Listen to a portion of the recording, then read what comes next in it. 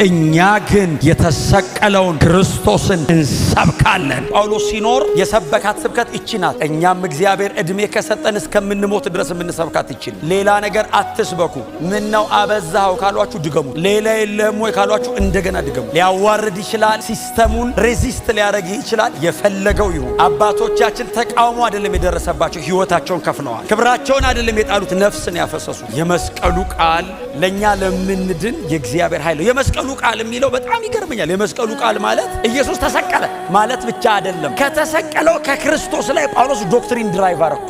ኢየሱስን እንደተሰቀለ ሆኖ አየሁትና በእርሱ በኩል ካልሆነ በቀር መዳን አይቻልም የሚል ትምህርት አገኘዋል። ወንጌልን ከሰውም በሰውም አልተቀበልኩም ያለው ለዛ ነው። የተሰቀለውን ክርስቶስን ሳየው ከተሰቀለው ክርስቶስ ላይ እግዚአብሔር ትምህርት ሰጠኛል። ጳውሎስ የተሰቀለው ክርስቶስን በአይኑ አይቶት አያውቅም። ሂስቶሪካሊ ለኢየሱስ ሞት ምስክር አይደለም። የኢየሱስ ሞት የአይን